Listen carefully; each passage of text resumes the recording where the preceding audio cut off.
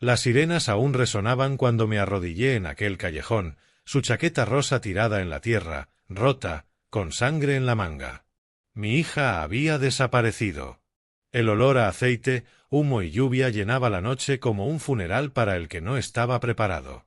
Dijeron que había sido algo aleatorio, pero aquel callejón resultaba demasiado familiar, demasiado calculado.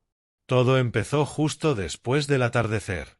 El recital escolar de Harper terminó con 1 hora de retraso y ella insistió en adelantarse caminando hasta el coche, apenas 20 pasos. Le dije que la alcanzaría después de hablar con su profesora. Esos 20 pasos se convirtieron en los más largos de mi vida. Cuando llegué a la calle, la multitud ya se había dispersado. Una motocicleta aceleró cerca del callejón detrás del teatro. Al principio no le di importancia, hasta que el ruido se transformó en gritos. Corrí. Mis piernas se movieron más rápido que mis pensamientos. El callejón olía a gasolina y barro. Los neumáticos chirriaron. Un faro se apagó de golpe. Cuando doblé la esquina, lo único que quedaba era el teléfono de Harper en el suelo, la pantalla rota mostrando una llamada perdida mía. La policía llegó rápido, pero no lo suficiente. Lo trataron como un secuestro por rescate, pero la forma en que estaba preparado, la precisión, no era trabajo de una banda callejera cualquiera. Había visto montajes así en el extranjero durante mis años en los Rangers, golpes planificados, ensayados, quirúrgicos. El jefe me preguntó si tenía enemigos. Dije que no, pero mi mente no dejaba de girar en torno a una idea. Alguien conocía mi rutina, sabía dónde estaría Harper y cómo destrozarme por dentro. A medianoche, la comisaría zumbaba entre voces y estática. Prometieron pistas, pero sus ojos decían que no tenían ninguna. Me quedé sentado mirando la chaqueta de Harper, sosteniéndola como si aún pudiera mantenerla caliente. Cada sonido de fuera parecía su voz llamándome, suplicando volver a casa. A las 2 de la madrugada salí. La lluvia había cesado, pero el mundo no se había movido. Mis manos estaban firmes, demasiado firmes, ese silencio previo a la tormenta que los soldados reconocen antes del primer disparo. En casa, la luz era tenue. Mi esposa, Kim, estaba sentada en el sofá con el móvil apretado entre las manos. Sin lágrimas, sin pánico, solo mirando al vacío. Le pregunté si alguien había llamado, si había rescate, algún mensaje. Solo susurró, la traerán de vuelta. ¿Ellos? Esa palabra me golpeó más fuerte que una bala. ¿Cómo podía decir ellos como si ya supiera quiénes eran? Me giré antes de que la rabia me dominara. Los mismos instintos que me mantuvieron con vida en desiertos y zonas de guerra despertaban de nuevo. Cada mirada, cada tono, cada silencio parecía una pista.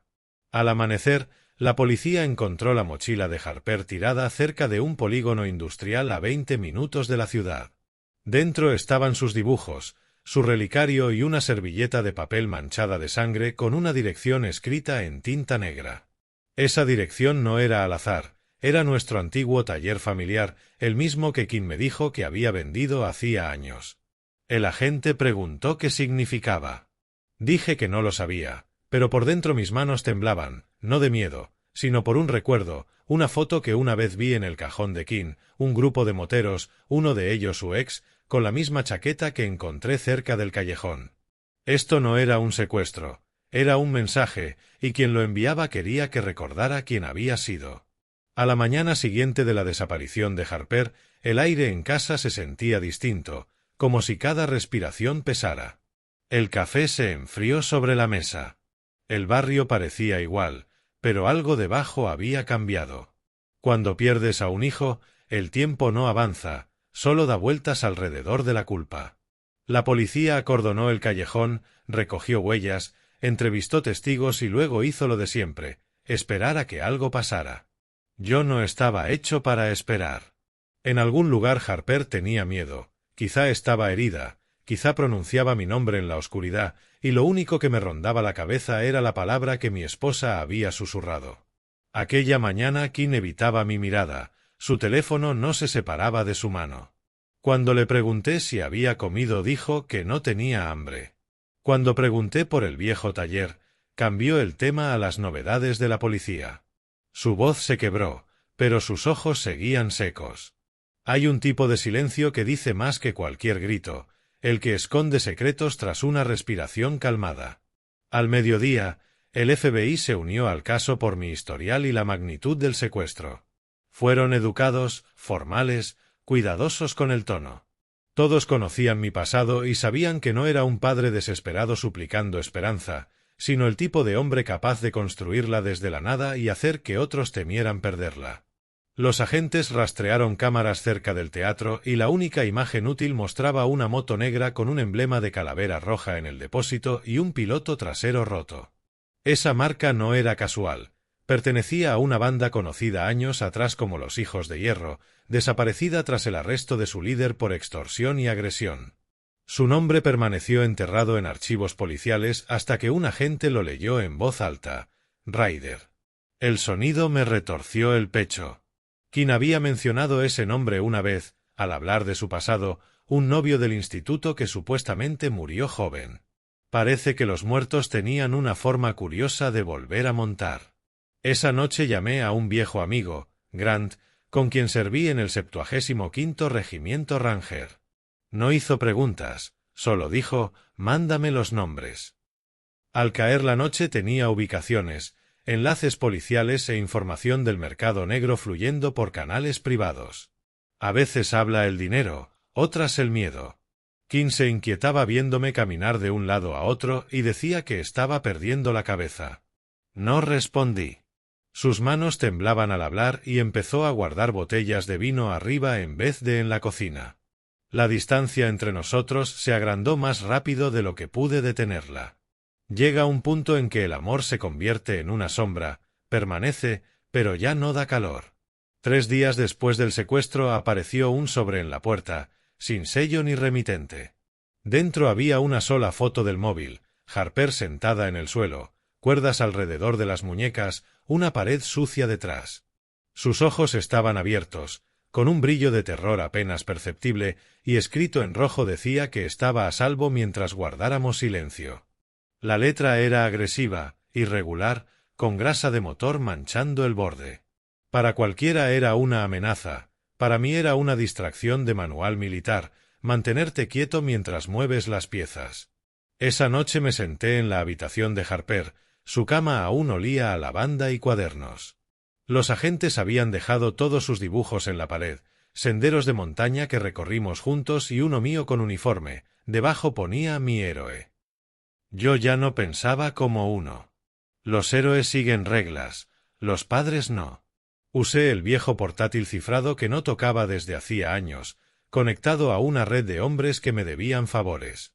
En pocas horas apareció una imagen, una chaqueta de motero quemada hallada cerca de las afueras, rota en el hombro, la calavera roja medio derretida pero clara.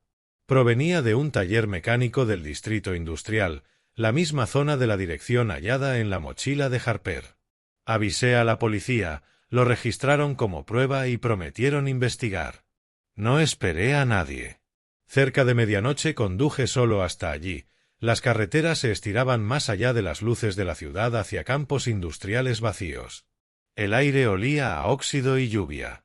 Aparqué frente a una fundición cerrada, de las que antes fabricaban vigas de acero. Las puertas estaban encadenadas, pero una entrada lateral quedaba abierta. Dentro encontré bidones de aceite, cajetillas quemadas y marcas de neumáticos frescas en el polvo. Al fondo había una jaula de malla, marcas en el hormigón, líneas de arrastre. Se habían ido con prisa. Bajo uno de los bidones vi algo pequeño, una pulsera plateada, doblada y sucia. No tuve que adivinar de quién era. Era un regalo de cumpleaños. Solo la familia conocía el diseño y el grabado, la frase estrella de papá. En ese instante la rabia se convirtió en certeza. Esto no era al azar. Quien se llevó a Harper tenía información interna. Alguien les dijo dónde estaría, que llevaba puesto, incluso qué camino tomaba hasta el coche. Al salir, mi teléfono vibró, número oculto. Contesté y solo hubo estática. Luego una voz baja susurró: «No confíes en ella», y se cortó. Más tarde el equipo técnico dijo que procedía de un móvil desechable cerca del oeste de la ciudad, el mismo distrito donde la fundación benéfica de Kim tenía una oficina, el mismo lugar que ella decía no haber visitado en semanas. Al amanecer, las noticias hicieron público el secuestro, retorciendo la historia en titulares sobre la hija de un multimillonario perdida por violencia de bandas. Las cámaras llenaron la entrada, los reporteros gritaban preguntas. Kim interpretó a la madre destrozada a la perfección, rostro surcado de lágrimas, mano en el pecho, frases ensayadas sobre amor y esperanza. Cuando se fueron, fui al dormitorio. Mientras ella se duchaba, su móvil vibró y leí el mensaje: él sabe. Borra todo. Me quedé mirándolo largo rato antes de bloquear la pantalla y salir. La policía no encontró a Harper, pero sí un móvil roto en una papelera del viejo puerto, con una foto de una banda de moteros en un motel abandonado a las afueras. Reconocí a uno, Logan, un antiguo ranger que se volvió renegado años atrás. Llamé a otro colega, Víctor, que trabajaba en inteligencia privada, y confirmó que el motel se usaba como taller temporal. Nadie había sido visto allí en 2 días.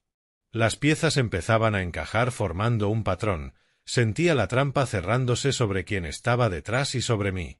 A veces la justicia no está en los tribunales, se esconde en las sombras esperando el momento adecuado. Esa tarde Kim se sentó a mi lado fingiendo leer y su teléfono volvió a sonar. Vi el mensaje: medianoche. Mismo lugar. Sin rastro. Dije que salía a tomar aire y coloqué un localizador en su coche. A las 11:30 volvió a llover, constante y fría. La seguí a distancia, sin luces, por la vieja carretera hacia el oeste.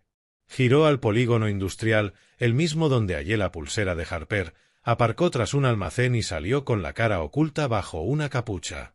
Un hombre se acercó desde las sombras, alto, con chaqueta de cuero y una calavera descolorida en la manga. No era un motero cualquiera, era Ryder, vivo y reuniéndose en secreto con mi esposa. Hablaron unos minutos, ella le entregó un sobre, él contó el dinero y se inclinó para decirle algo que la hizo estremecerse. Cuando se fue, ella se apoyó en la pared temblando y luego arrancó a toda prisa. Me acerqué con la linterna cortando la lluvia y en el suelo, medio enterrada en el barro, había otra foto de Harper, más reciente, más clara, ya sin las manos atadas, con el mensaje: está despierta, guarda silencio o mírala apagarse. Solo una pregunta resonaba bajo el aguacero: ¿Kim protegía a Harper o los protegía a ellos? Al volver a casa, la carretera se difuminaba entre gotas y faros. Mi reflejo en el parabrisas no era el del multimillonario ni el padre, sino el del hombre que fui en zonas de combate, la calma antes del caos. Kim dormía cuando entré, me senté a su lado mirando a la mujer en quien confié todo. Su móvil estaba en la mesilla, aún desbloqueado, decenas de mensajes borrados recientemente, pero un software como el mío no olvida. Los restauré en silencio y la última línea legible decía: no te preocupes, nunca lo rastreará.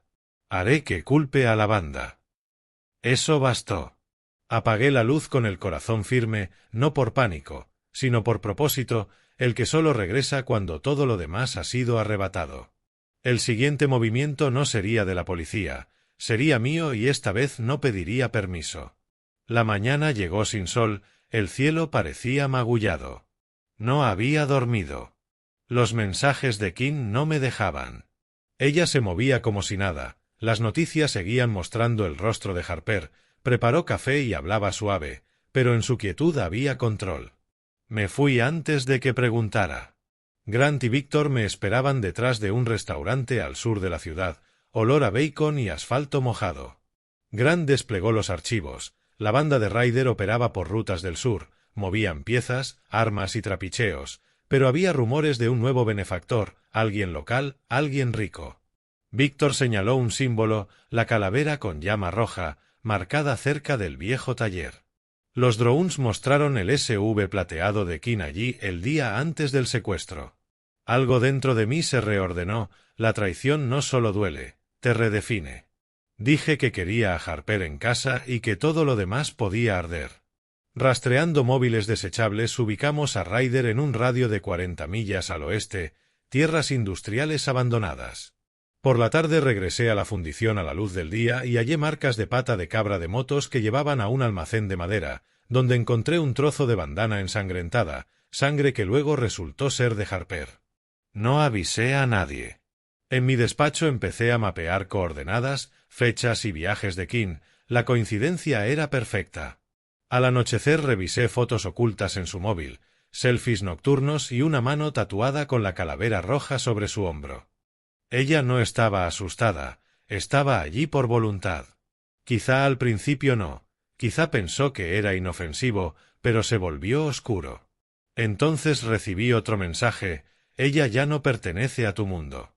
Déjala ir y volverás a ver a tu hija. Grant rastreó el número hasta un desguace al oeste del río. Partimos pasada la medianoche, 2 camiones sin matrícula. En el desguace, bajo focos débiles, encontramos un tráiler con mapas marcados, el callejón, la fundición y una chincheta al norte con la letra Q y un trozo del cartel del recital de Harper. Grant dijo que alguien usaba a la banda como herramientas.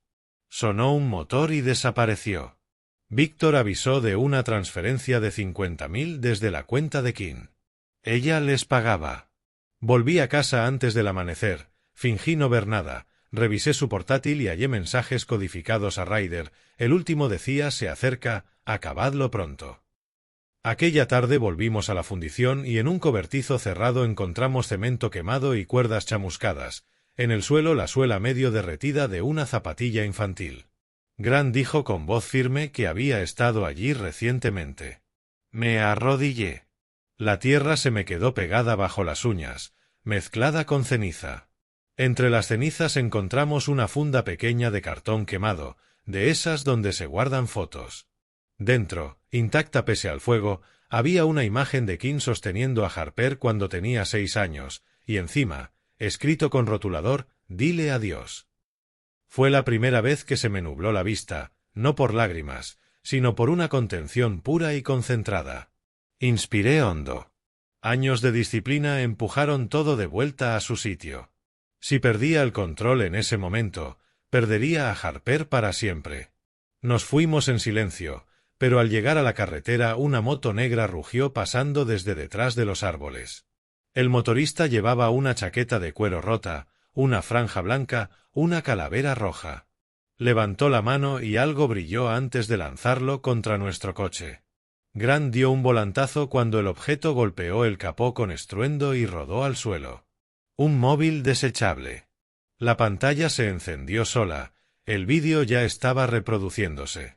Harper viva, pálida, temblando, sentada en un almacén oscuro, susurrando entre lágrimas: «Papá, por favor, no culpes a mamá». La voz de Víctor cortó por el intercomunicador: «Rastro de señal al sur, 40 millas, almacén cerca del río». Antes de movernos, otro texto apareció en la pantalla: «¿La quieres? Trae a King». La trampa ya estaba totalmente abierta y llevaba nuestros 2 nombres escritos. En casa, King estaba junto a la ventana, bebiendo vino otra vez. Dejé el teléfono sobre la mesa. El vídeo empezó automáticamente. Durante un segundo, la culpa le quebró la expresión. Luego susurró una palabra, apenas un aliento: «Ryder». Con eso, el muro entre nosotros se hizo añicos. Y en el silencio que siguió entendí una cosa con absoluta claridad: Harper no se la llevaron unos desconocidos, se la llevó el eco del pasado de su madre, y el precio de ese error estaba a punto de cobrarse por completo. La habitación se quedó en silencio mucho después de que King dijera su nombre. La lluvia repiqueteaba en la ventana y, en algún lugar de la casa, un reloj marcaba los segundos como una cuenta atrás. No volvió a mentir. No esta vez. Tal vez lo vio en mis ojos, tal vez se quedó sin fuerzas para fingir. Le temblaban las manos alrededor de la copa. Se veía más pequeña de lo que recordaba, más vieja también. Cuando por fin habló, su voz sonó como si llevara años esperando romperse. Dijo que volvió a encontrarse con Ryder meses atrás. La había localizado por internet, le dijo que quería ponerse al día, que había cambiado. King se convenció de que no pasaba nada. Empezó con mensajes, luego café, luego meses de cosas que creyó poder esconder.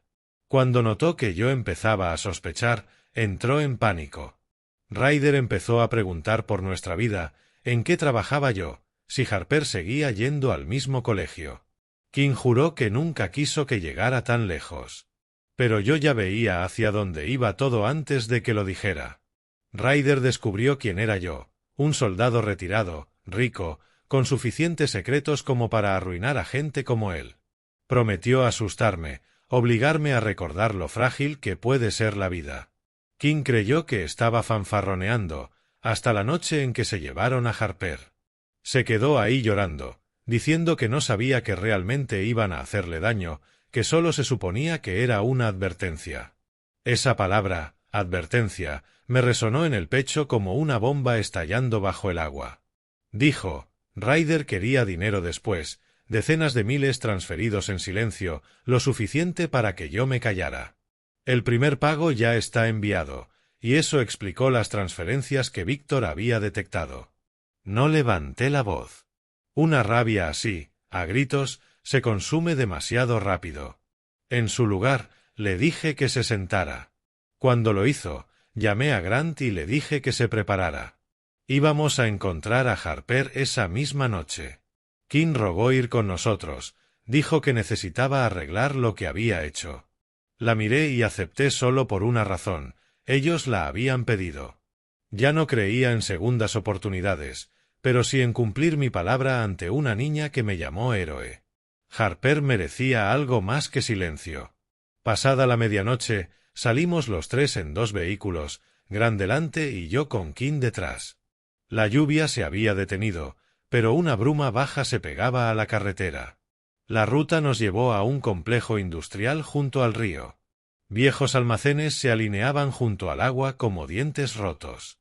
Víctor rastreaba la señal en tiempo real.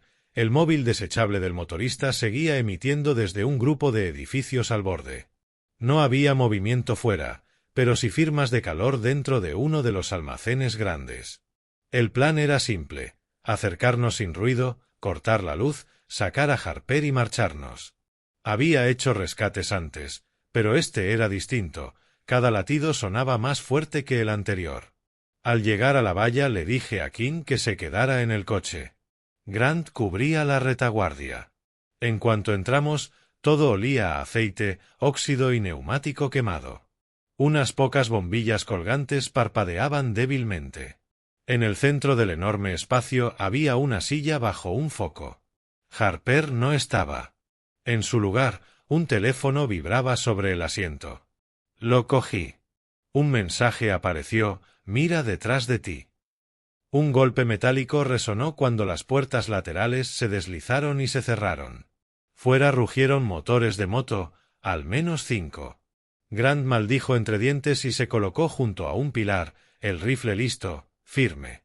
Yo avancé hacia el muelle de carga mirando entre las rendijas de la pared metálica.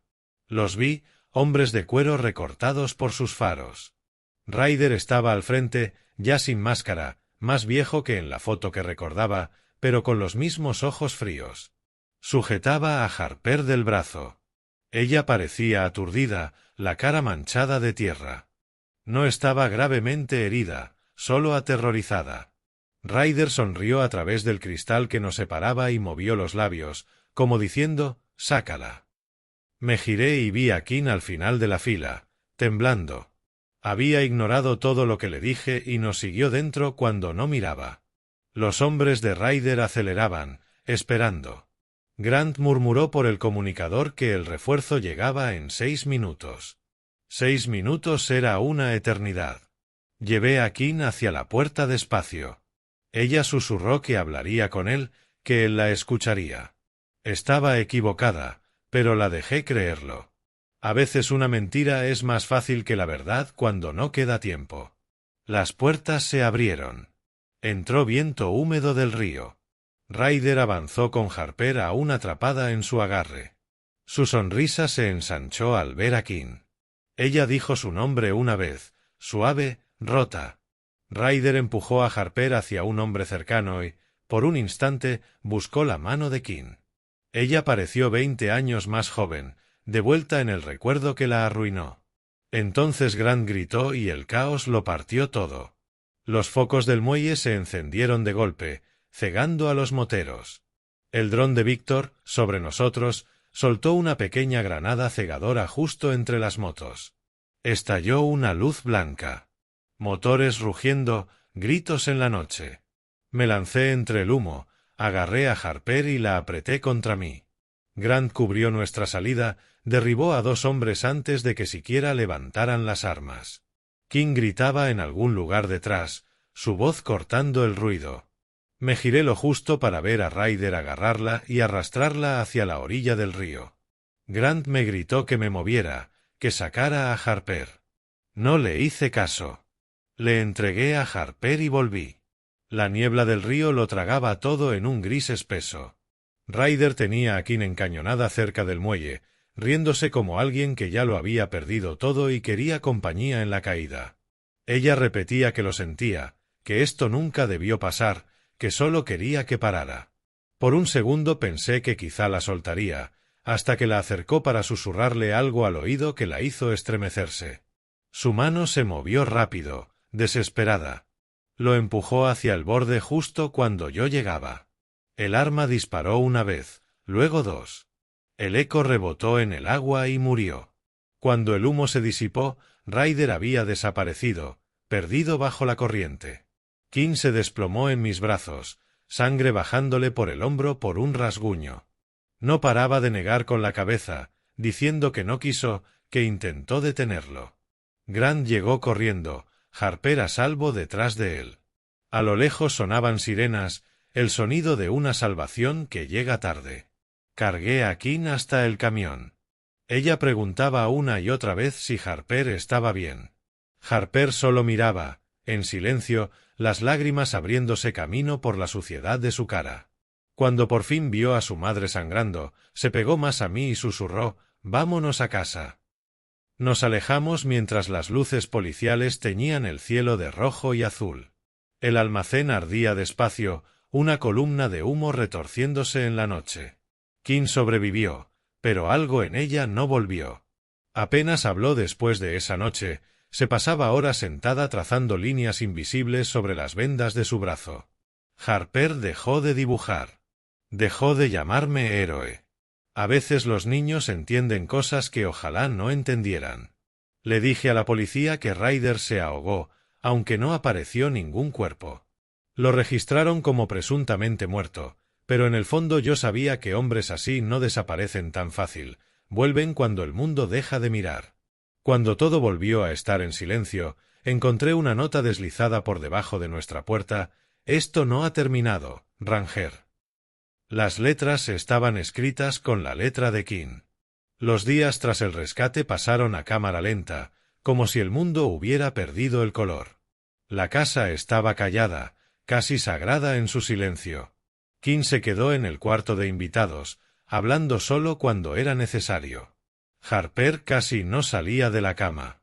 A veces se despertaba en mitad de la noche jadeando, ojos abiertos, manos temblando como si siguiera atada a aquella silla. Intenté reconstruir algo parecido a la paz para ella, una rutina, comidas simples, luz entrando por las ventanas, pero la paz no crece en una tierra empapada de traición.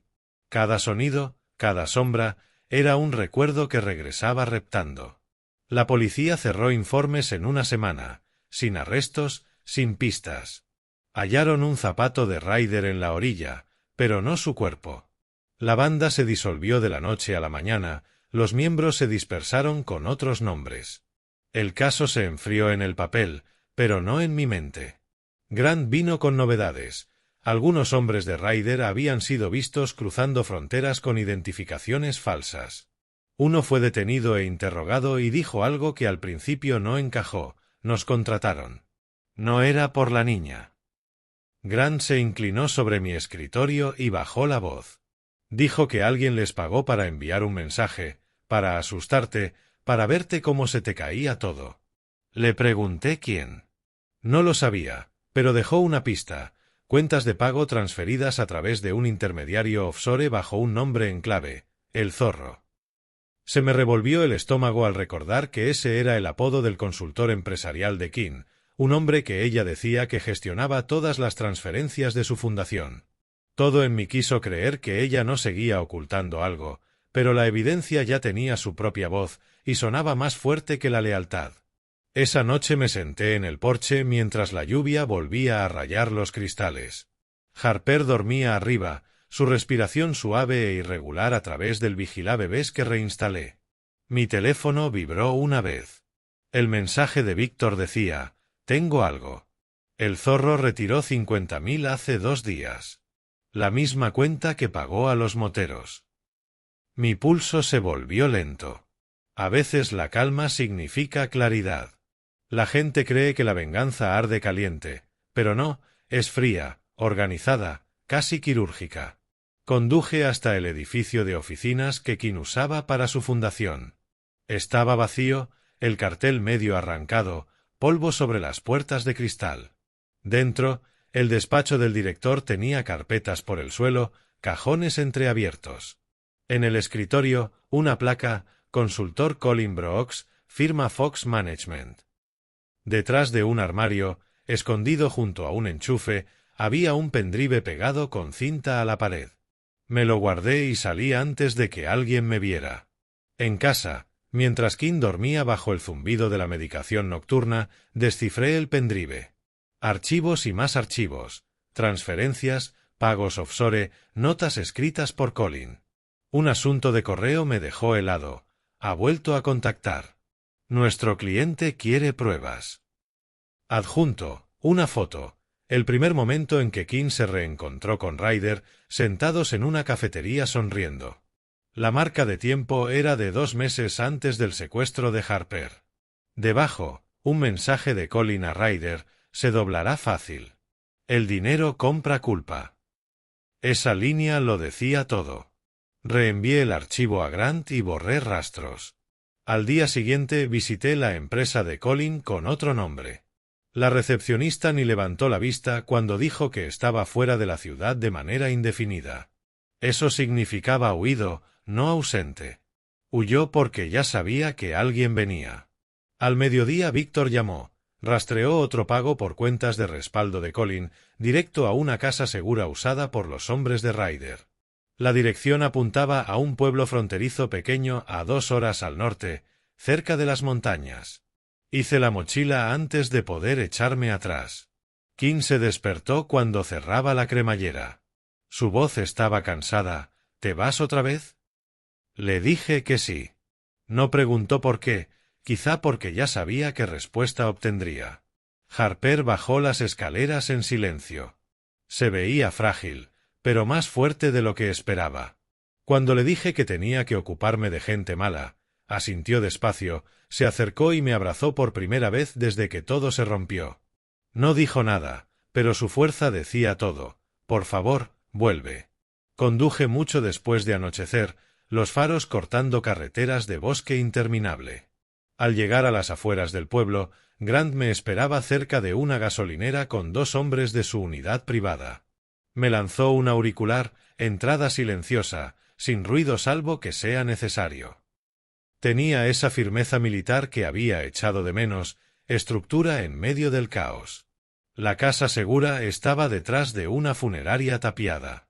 2 guardias fumaban en la entrada, sin saber que el brillo de la mira los tenía encima. En minutos nos colamos dentro. Polvo, muebles rotos, latas de cerveza viejas. En una habitación del fondo, ordenadores aún encendidos con energía mínima. En la pantalla, un hilo de chat. Mensajes fechados hacía 2 días. Usuario 1, el trabajo está hecho. La niña está a salvo. Usuario 2, no a salvo. Aún no. Él sigue escarbando.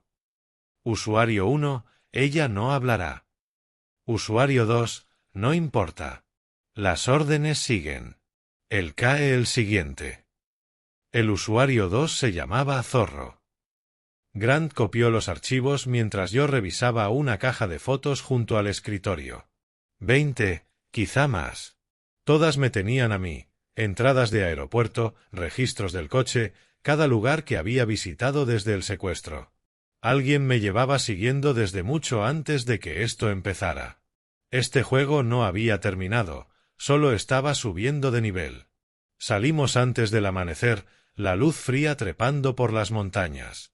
Podía ver mi aliento delante, como si el mundo suspirara. Cuando regresé a casa, Kim estaba en el porche con una bata sobre los hombros.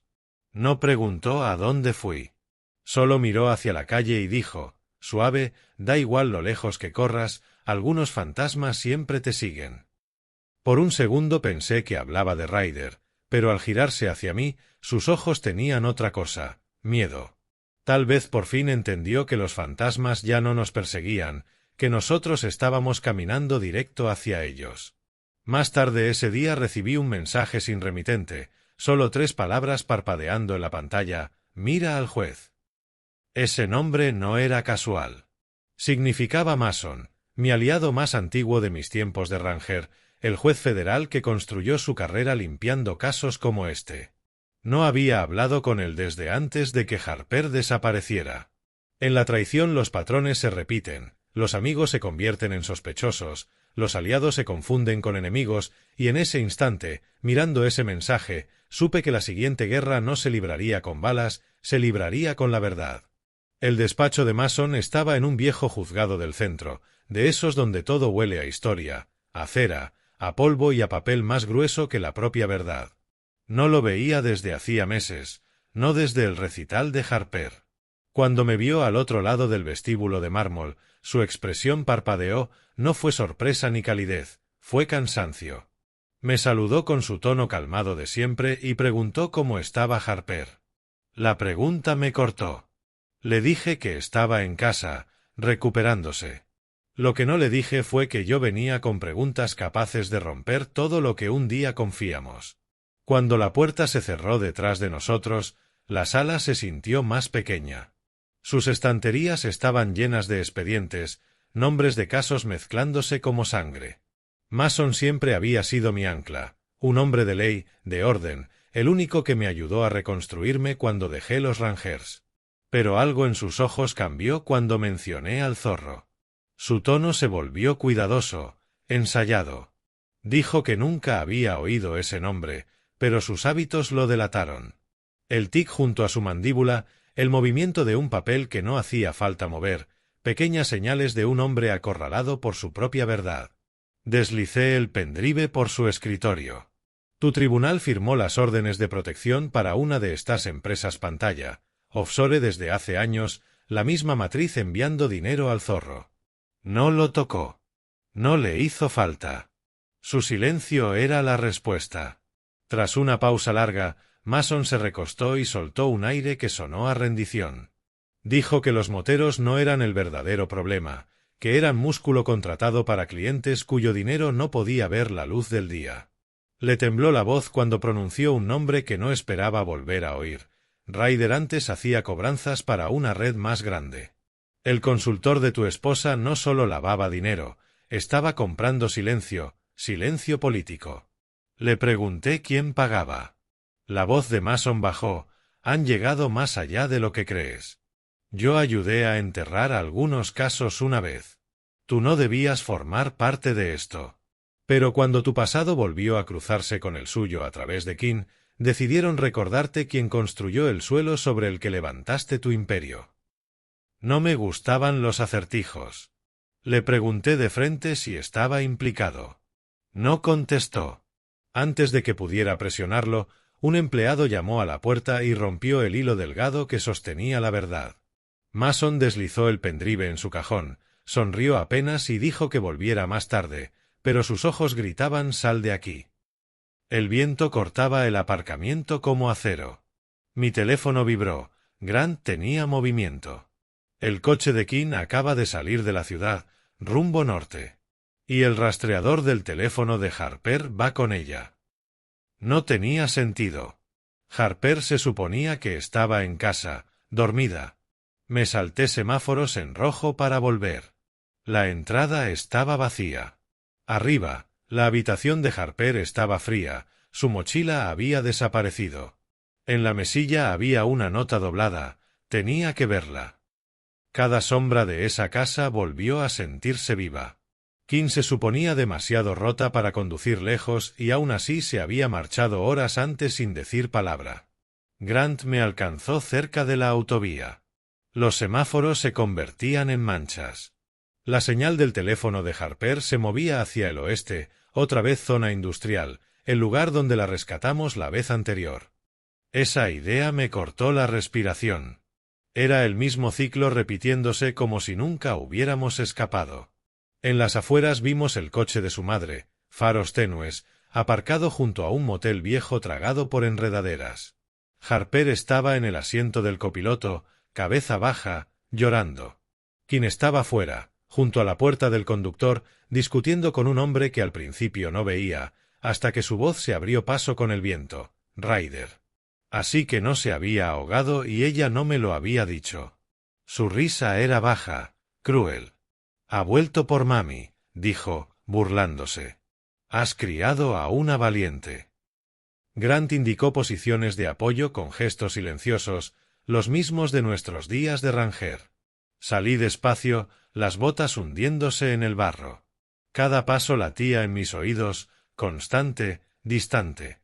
Ryder se giró antes de que llegara. La media luz mostró su cara marcada, los ojos desquiciados. Harper me vio y se quedó congelada, demasiado asustada para reaccionar. La expresión de Kim era algo más raro, terror y culpa a partes iguales. Él la empujó hacia mí con el arma en la mano. «No aprendes, ¿verdad, Ranger? Esto nunca fue por la niña». Tal vez no para él, pero para mí siempre lo sería.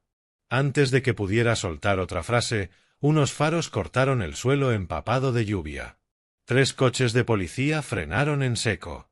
Grant debió llamarlos por una línea segura. Ryder maldijo, agarró a Harper y disparó un tiro de advertencia. Los agentes se agacharon tras los coches gritando órdenes.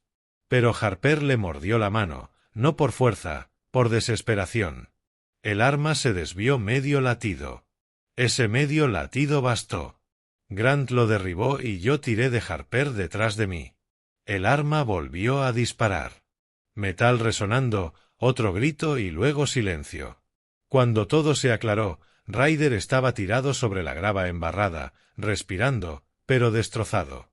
La policía se abalanzó para arrestarlo. Abracé a Harper y no miré atrás.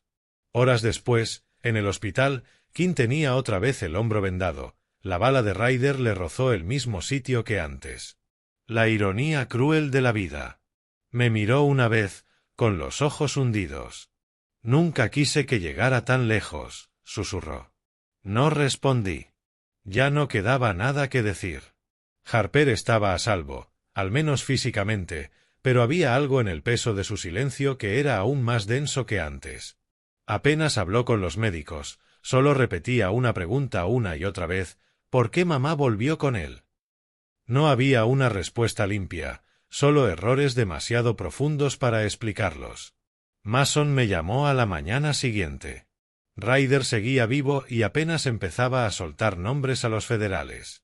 Ya había mencionado a Colin, el zorro, incluso a Kim. El caso se abría como una herida, pero por fin le daba el sol. Mason dijo que habría audiencias e imputaciones, consecuencias alcanzando más alto de lo que imaginaba. Por primera vez en semanas, el ruido bajó. No era paz, era silencio.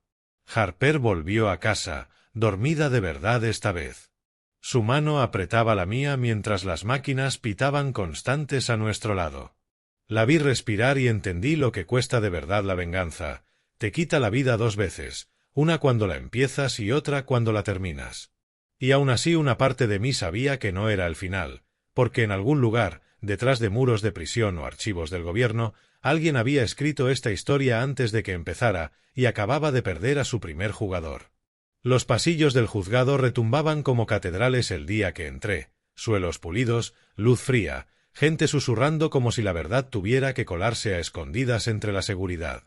Ya no pertenecía a ese lugar, ni como hombre influyente ni como padre arrastrando papeles por mármol. Fui por lo que Mason me prometió, respuestas. Estaba cerca de su sala, la toga doblada en un brazo, los ojos más pesados que antes. Detrás de él se amontonaban reporteros, los flashes cortaban el aire. El arresto de Ryder ya era titular, pero nadie sabía lo que había debajo. Pactos, nombres, pagos, todo alcanzándonos. Cuando me llevó a su despacho y cerró con llave, pude ver el peso hundiéndole los hombros. Dijo que esa mañana recibió un informe federal. Colin Brooks, el zorro, había aparecido muerto en su apartamento. Una sobredosis montada, limpia, sin huellas, sin señales de lucha. Esto no es coincidencia, dijo Mason en voz baja. Alguien está retirando fichas antes de que lleguemos al rey. Le dije que lo quería todo. Archivos, cuentas, carpetas con mi nombre. Dudó, luego abrió el cajón. Sacó una carpeta gruesa marcada «Solo revisión interna». Dentro había fotos que nunca había visto, mapas satelitales, hojas de transferencias y una imagen que me dejó sin aire, el logo de mi empresa impreso junto a una constructora offshore que había financiado a Fox Management. Por un segundo sentí que la gravedad desaparecía. Mi propia empresa usada para mover su dinero. Y las firmas aprobando esas transferencias, las mías, salvo que eran falsas, réplicas de mi autorización, perfectas hasta en la presión del trazo de mi viejo bolígrafo. Todo diseñado para inculparme si esto se torcía. Mason dijo que la falsificación se remontaba a casi un año antes de que empezara todo. Eso significaba que alguien lo planeó mucho antes de la noche en que Harper desapareció. No querían solo venganza, querían una navaja. Le pregunté cuán profundo era, hasta dónde llegaba el círculo. Mason se frotó los ojos y me dio nombres que reconocía: políticos menores, contratistas de seguridad, abogados que trabajaron bajo él. La red era vieja, mitad corrupción, mitad lealtad. Ryder era solo un mensajero, dijo en voz baja. Tú eras la advertencia. ¿Quién era la llave? Esa frase se me quedó clavada mucho después de irme. Kim, la llave. En casa, Kim estaba sentada en la mesa de la cocina con la mirada agotada por la medicación de terapia, una taza de té intacta entre las manos. Harper estaba arriba dibujando otra vez, llenando las paredes con ríos y cielos estrellados. Miré a Kim y vi a la mujer con la que me casé, solo que más vieja y vacía. Por un segundo casi sentí lástima. Entonces dijo: Mason te llamó, ¿verdad? Le pregunté cómo lo sabía. Susurró: porque si te lo contó todo, deberías saber que yo también firmé esas transferencias. Mi pulso volvió a volverse lento, la calma del soldado. No se inmutó. No pidió perdón. Solo explicó. Ryder no fue el primero en acercarse a ella. Colin llevaba tiempo ayudándola a mover inversiones con promesas de grandes retornos. Cuando ella se enteró de la deuda de Ryder, usó esas cuentas para lavar los pagos, cantidades pequeñas al principio, luego contratos enteros. Creyó que podía esconderse tras la burocracia, pero se convirtió en chantaje más rápido de lo que imaginó. Cuanto más se metía, más apretaban la cuerda, hasta que una noche llegó un mensaje: lleva al Ranger al río o lo perderás todo. Le pregunté por qué nunca me lo dijo. Sus ojos se llenaron, pero no se rompió. Porque habría sido a la guerra, dijo. Y los dos habríamos perdido a nuestra hija. Tal vez tenía razón, tal vez no, pero ya no quedaba elección. Esa noche, cuando Harper por fin se durmió, me encerré en mi despacho y me quedé mirando la carpeta que Mason me dio. Cada foto, cada documento falsificado contaba una historia tallada por manos cuidadosas, manos lo bastante cerca como para imitar las mías. Alguien en lo más alto de ese círculo quería que yo cargara con todo lo que tocó el zorro. A la mañana siguiente Mason llamó otra vez. Los federales iban a llevar a Ryder bajo protección para declarar. Me advirtió que no interfiriera, que dejara que lo manejara el sistema. Le dije que el sistema ya había fallado una vez, que no iba a confiarle la paz de mi hija. Esa tarde, Grant me llevó a la instalación de detención donde tenían a Ryder.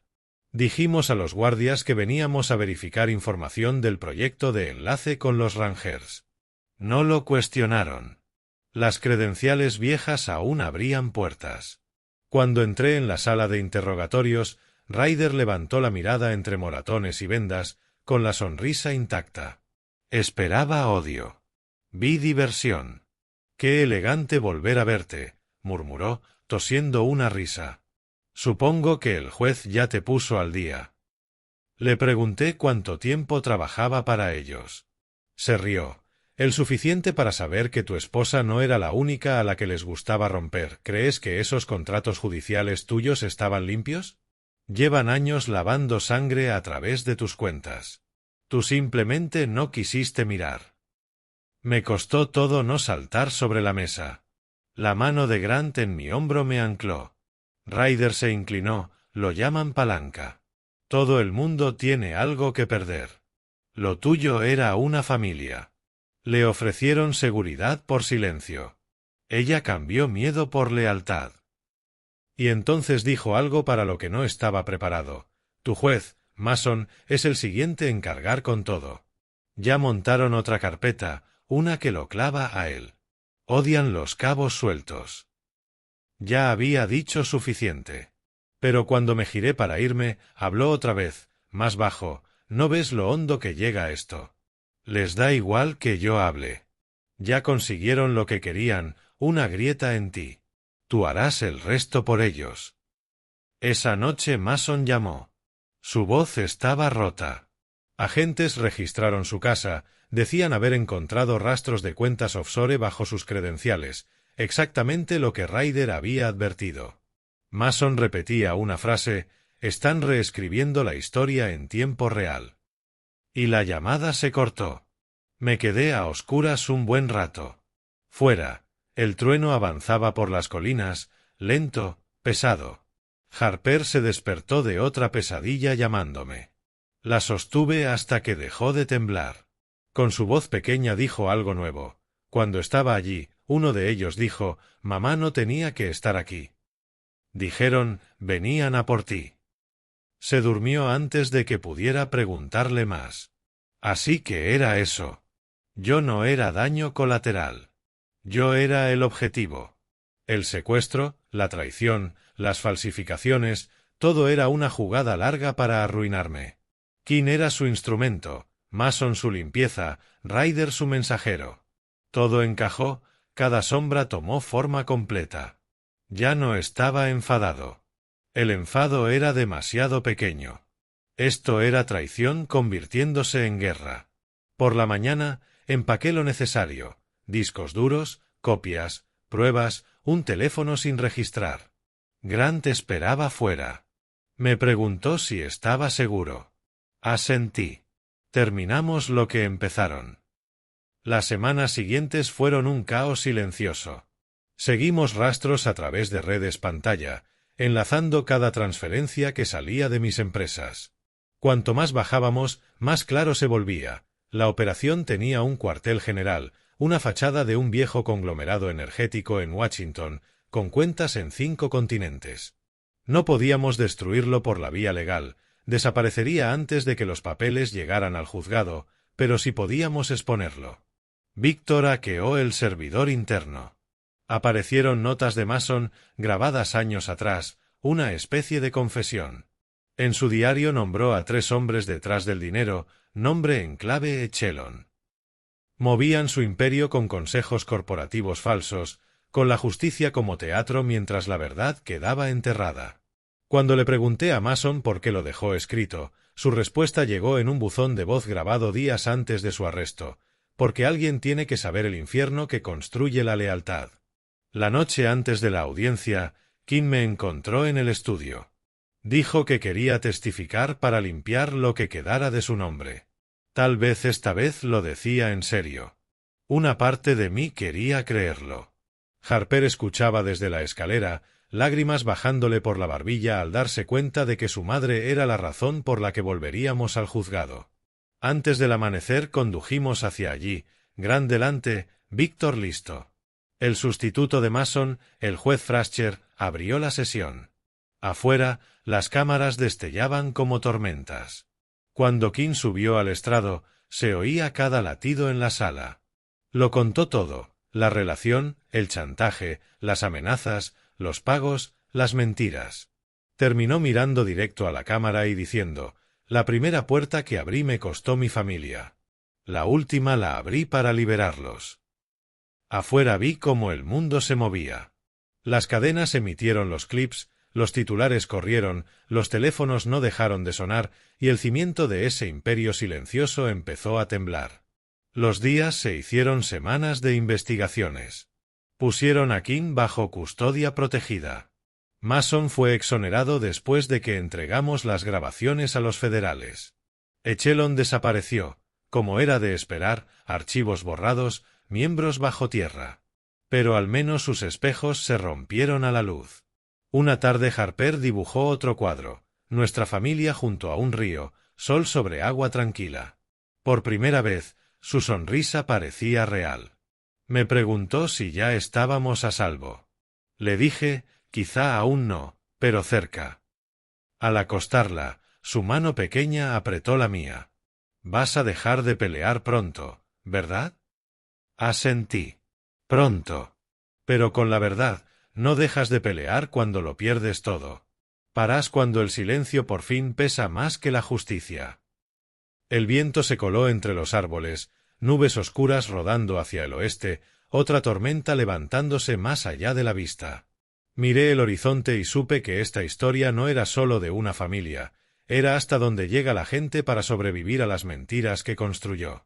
Y cuando el trueno rompió a lo lejos, le susurré a la noche, queda un movimiento más, porque a veces sobrevivir no es misericordia, es la forma más lenta de venganza. Pasaron 6 meses, pero cada amanecer aún traía ecos del juicio. Los titulares se apagaron, los medios encontraron nuevos escándalos, pero a puerta cerrada las ondas de aquella audiencia nunca dejaron de expandirse. Los nombres que King dijo en el estrado, algunos susurrados, otros gritados, hicieron temblar manos que antes movían la ciudad. Un poder que parecía permanente empezó a flaquear. Vendí la mitad de mis empresas, cerré redes antiguas que conectaban mis negocios con sus cadenas offshore. No limpió el pasado, pero evitó que volvieran a usar mi firma como arma. Harper y yo nos mudamos al norte, cerca de un lago pequeño rodeado de cedros, un lugar donde el silencio ya no parecía peligroso. La mayoría de los días ella se sentaba en la orilla con su cuaderno, reconstruyendo el mundo, línea a línea. A veces preguntaba cuándo podría visitar su madre y yo decía cuando fuera seguro. La verdad era que no sabía si eso llegaría. King seguía bajo protección federal en una casa sin dirección pública en algún lugar del interior. Enviaba cartas por sus abogados, notas cortas sobre terapia, arrepentimiento, esperanza. Nunca respondí. Ya no era rabia, era agotamiento y paz, paz real. Pero la paz no dura donde los fantasmas aún respiran. Una noche Grant llamó con la voz baja, seria, tienes que escuchar esto. Me envió una grabación. Al principio solo estática, luego un fragmento de conversación captado por un micrófono que rastrearon hasta un almacén abandonado en otro estado. Entre el murmullo, un nombre se repetía, Frascher. El juez Frascher, el que sustituyó a Mason, ahora bajo investigación por fondos desaparecidos y pruebas manipuladas. Grant dijo, los agentes han encontrado las mismas firmas falsificadas que usaron para incriminarte, esta vez ligadas a su oficina. Eso significaba que el círculo de Echelon no había muerto, se estaba reconstruyendo como malas hierbas tras la lluvia. 2 horas después, llegó una carta a mi puerta, sin sello ni remitente. Dentro, una sola línea escrita a mano con tinta negra, se suponía que debías callarte. La mujer equivocada pagó el precio. Me quedé mirándola mucho rato y luego la guardé bajo llave en mi escritorio. Los días siguientes se difuminaron en una inquietud silenciosa. Harper lo notó antes que nadie. ¿Por qué miras los árboles por la noche?, me preguntó. Le dije que solo comprobaba que el viento no se llevara nada. Pero ella era más lista. Esa semana apareció un SUV negro cerca del final de nuestra carretera, días distintos, el mismo punto, sin matrículas. La segunda noche apagué las luces y observé desde el porche. El motor estuvo encendido casi 2 horas antes de marcharse. Por la mañana llamé a Grant. Dijo que mandaría a alguien a comprobarlo, me dijo que no me moviera, y colgó más rápido de lo que solía. Conocía ese tono.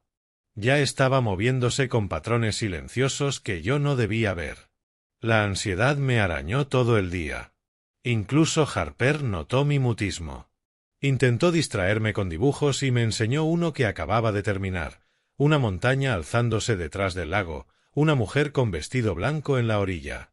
«Es mamá», dijo, suave. «Ahora se ve mejor».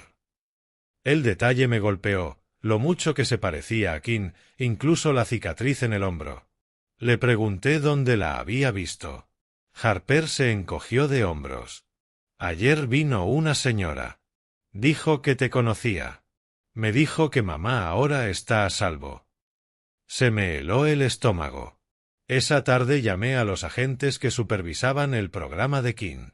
Juraron que no había visitas, ni salidas, ni movimiento desde hacía meses. Entonces, ¿a quién vio Harper? A la tercera noche, el SV volvió. Esta vez salí armado, en silencio, rodeando por el bosque detrás de la propiedad. Se abrió la puerta del coche y bajó una silueta. Alta, firme, no era Ryder, no era Kim. Cuando la luz de la luna le tocó la cara, vi a alguien a quien jamás habría esperado, el juez Mason. Pero las líneas de su rostro se veían más profundas, y sus ojos, más fríos de lo que recordaba. Avancé despacio, el arma baja, pero listo. Él levantó ambas manos, como si esperara que yo desconfiara. «Sé lo que parece», dijo en voz baja. Pero no tenía a dónde ir. Explicó que, después del testimonio de Kim, la agencia lo apartó. Había vuelto a investigar por su cuenta, rastreando nuevos alias escondidos entre los restos de las cuentas de Echelon. Y el rastro no llevaba a Washington ni a las fuerzas del orden, llevaba de vuelta a la misma entidad asignada para proteger a Kim. Habían convertido la protección de testigos en una jaula. Mason dijo, «No quieren que esté libre, Adrien. Sabe demasiado. Y ahora que tú estás limpio, eres el único que puede hacer que dejen de borrarla». Algo entre incredulidad y furia me golpeó. Si mentía, era una crueldad. Pero su voz no temblaba. Me tendió un pendrive. Todo lo que no querían que se viera. Lo copié antes de que borraran mis credenciales. Vendrán a por ello pronto, a por ti o a por ella. Lo cogí, y antes de que pudiera decir nada, unos faros se encendieron desde la pista del bosque detrás de él. Mason gritó y se agachó por instinto, y los disparos partieron la noche. El primer tiro reventó el parabrisas del SV. Lo arrastré detrás de un árbol, pero los tiradores eran entrenados, metódicos, silenciosos. El equipo de Grant llegó minutos después, cortando a los atacantes antes de que cerraran el cerco. 3 abatidos, uno escapó en la oscuridad. Una operación limpia, demasiado limpia para ser al azar.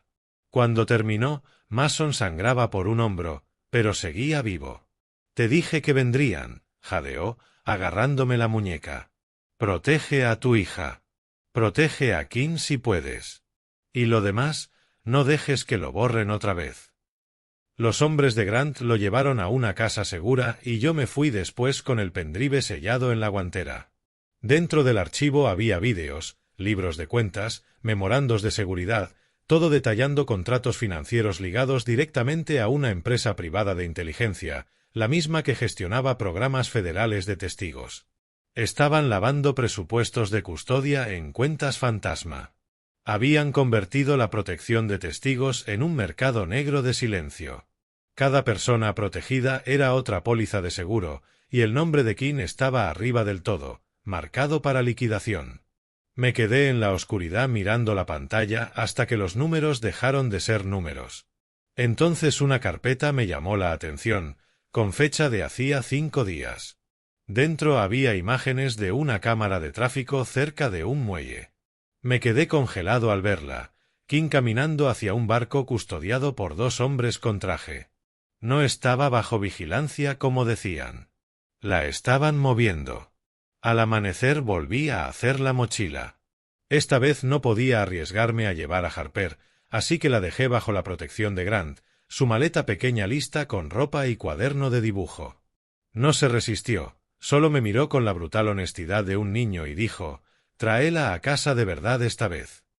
Cuando llegué a las coordenadas del vídeo, los muelles se estiraban junto a una ensenada envuelta en niebla. Los barcos se balanceaban en silencio, las cuerdas crujían. El almacén al final del muelle brillaba con una luz tenue. Avancé entre cajas abandonadas hasta que una voz me detuvo. «Te dije que un día volverías, Kim». Ella estaba allí, con un abrigo gris, mitad ella misma, mitad un fantasma atrapado entre el perdón y la desesperación. Detrás, 2 hombres armados esperaban. No eran guardias, eran controladores. «No huí, Adrien», susurró. «Dijeron que mantendrían a Harper a salvo si yo me quedaba callada». Le hablé del pendrive, de los planes, de las ejecuciones.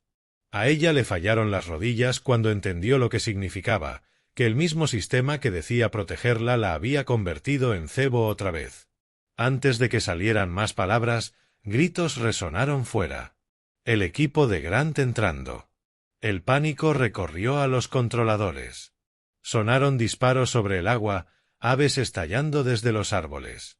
Kim me agarró del brazo, la voz rota: «Si no pueden tenerme a mí, irán a por ella». «Lo sabes, ¿verdad?» Lo sabía. Salimos peleando por el muelle trasero. Un controlador cayó, el otro huyó hacia la noche. Metí a Kim en el vehículo con el corazón golpeando más fuerte de lo que debía. El aire estaba denso, a pólvora y arrepentimiento. Mientras conducíamos, ella me miró una vez más y preguntó en voz baja: «¿Podrás mirarme alguna vez sin pensar en lo que hice?» Los faros atraparon su reflejo en el cristal. Se veía rota, pero aliviada, quizá porque la verdad, fea o no, por fin había salido a la superficie. No le respondí. No podía. Aún no. Condujimos hasta que el bosque se tragó la carretera y la mañana sangró dentro de la niebla. La radio chisporroteó con el mensaje de Grant: «Estamos limpios. La casa segura está asegurada. Harper está a salvo». Por primera vez en meses, mi respiración dejó de sentirse como vidrio en la garganta. Kim se recostó en el asiento y por fin se durmió. Fuera, el sol empezó a romper la bruma, quemando la tinta de la noche. Quizá no se puede deshacer una traición. Quizá algunas heridas solo se transforman en recordatorios. Pero al verla dormir a mi lado y pensar en las manos pequeñas de Harper dibujando montañas junto al lago, entendí que la paz no es algo que se espera, se construye, cicatriz a cicatriz, y por primera vez creí que quizá yo podría. Durante unas semanas, de verdad pareció que la vida iba a asentarse. La cabaña junto al lago agarró el ritmo de un hogar normal, mañanas silenciosas pero no vacías, tardes con la risa de Harper regresando. Incluso Kim lo intentó.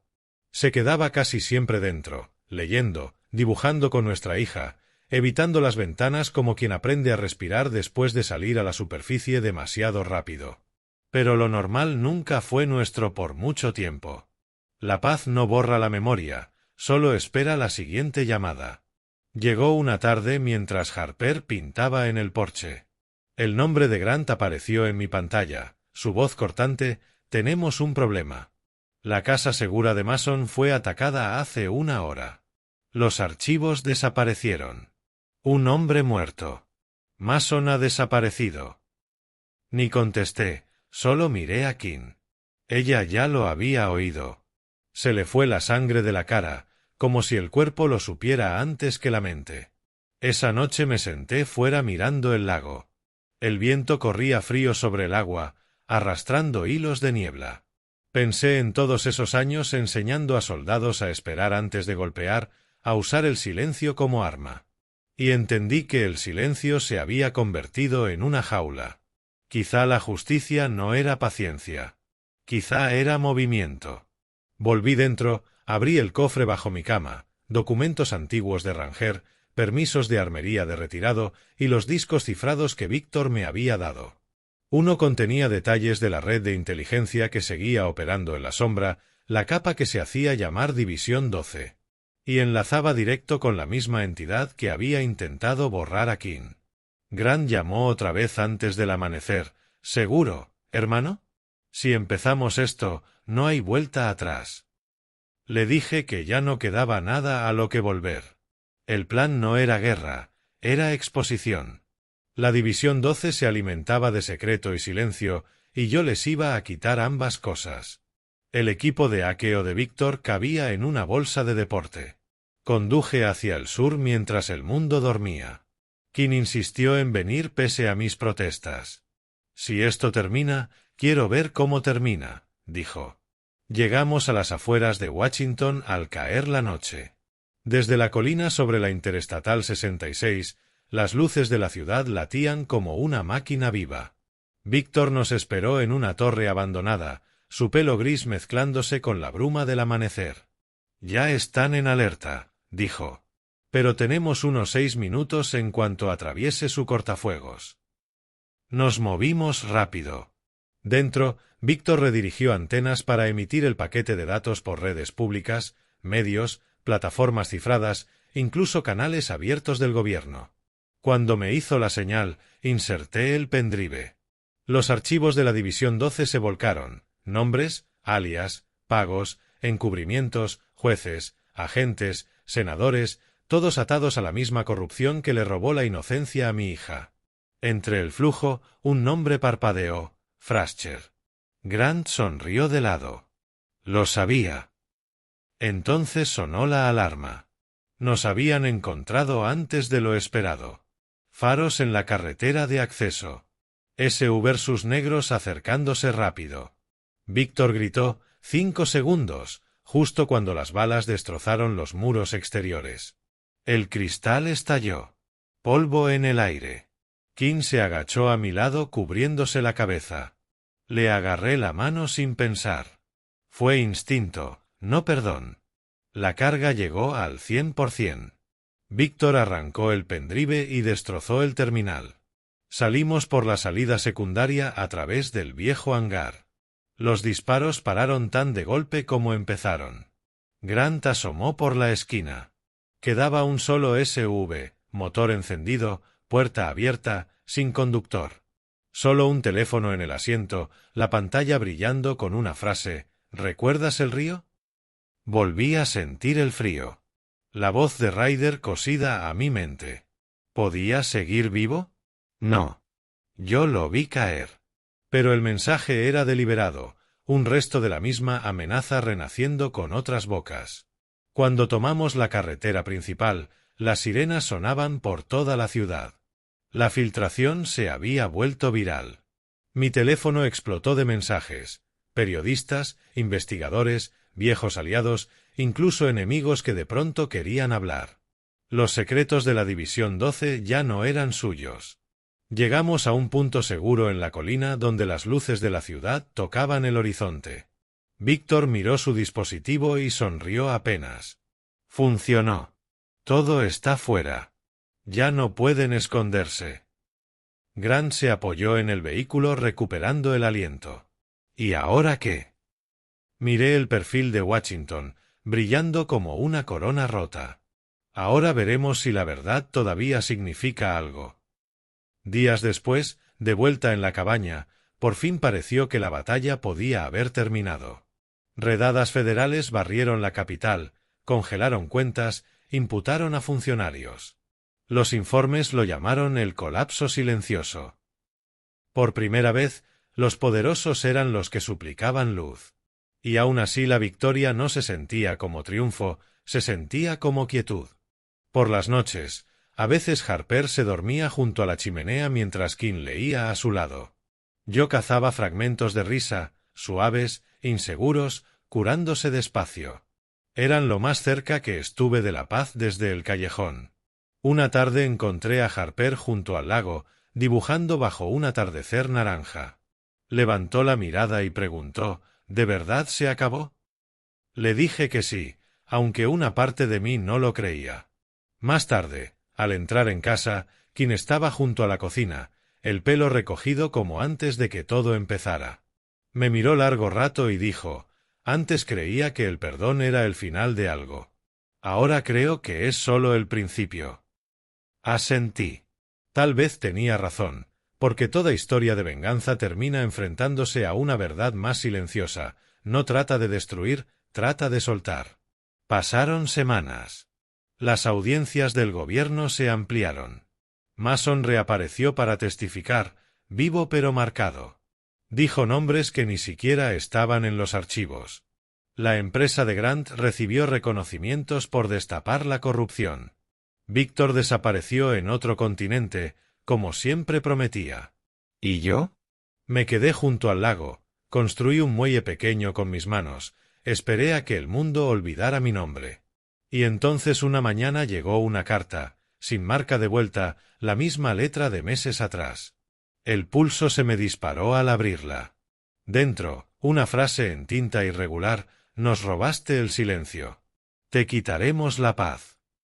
Salí fuera.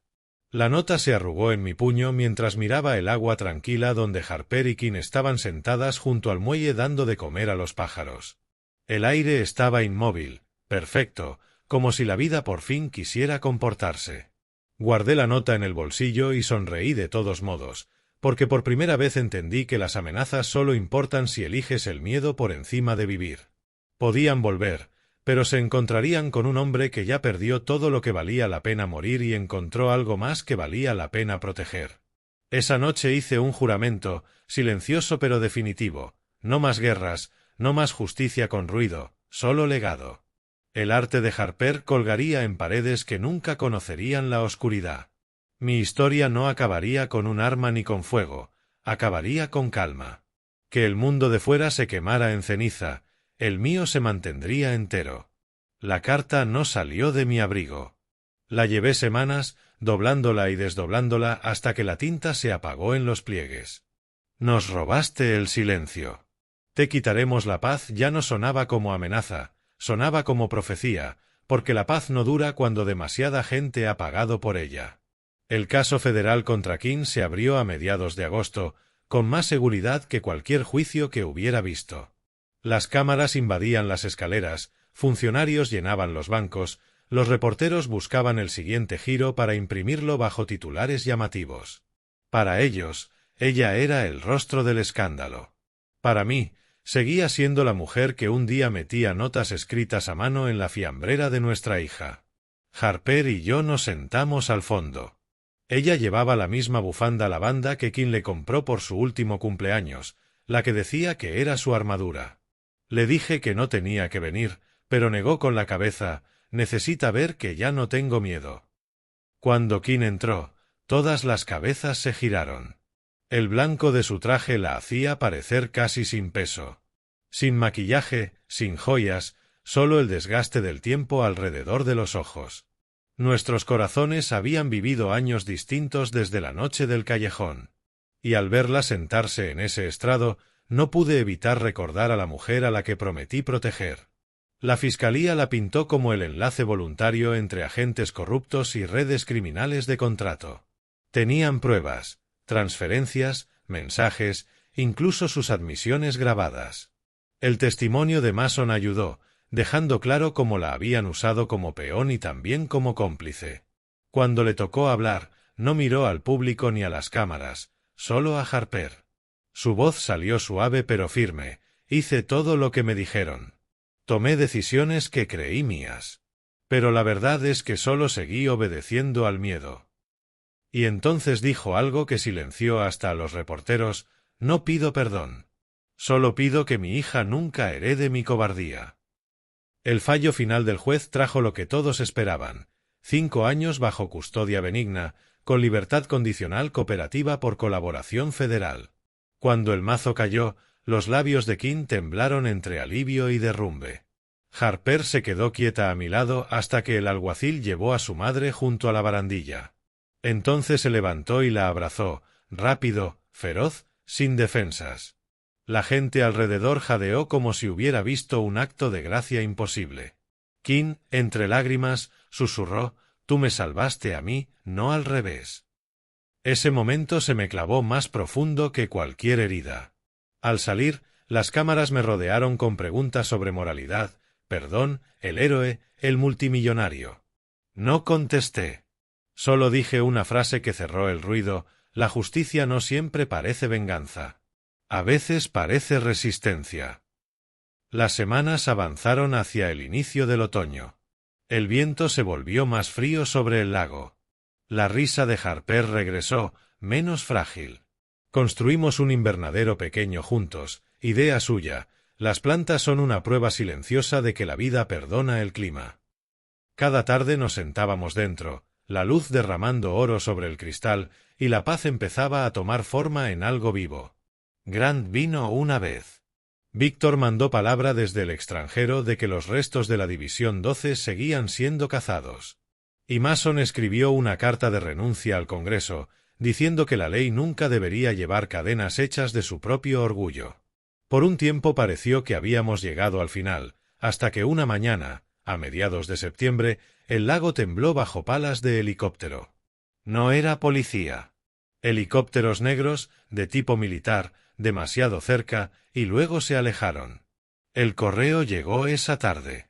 Un sobre marrón pequeño deslizado bajo la puerta, sin nombre, sin remitente. Dentro, una fotografía de nuestra cabaña tomada desde el agua, fechada el día anterior.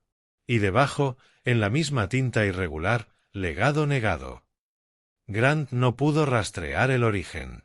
Víctor pensó que era un farol. Alguien probando el miedo otra vez. Yo también quise creerlo. Pero la diferencia entre pasado y futuro es que el segundo siempre toma prestado del primero. Esa noche me senté en el muelle, mirando reflejo sobre el lago mientras Harper dormía, y el fantasma de King quedaba en cada rincón silencioso. Las estrellas no reflejaban paz, reflejaban persistencia. Recordé lo que mi padre me dijo cuando yo era soldado. Algunas guerras no terminan cuando caen los enemigos, terminan cuando elegimos no volver a levantar el arma. Así que doblé la foto, la puse en una caja metálica junto con la carta descolorida y la arrojé al punto más profundo del lago. Dejé que el agua guardara lo que el pasado quería. Volví dentro, apagué todas las luces menos una y me quedé en el umbral de la habitación de Harper. Dormía hecha un ovillo, con la bufanda de su madre alrededor de la muñeca. Fuera, el trueno rodaba lejos, más suave, como si incluso la tormenta estuviera cansada.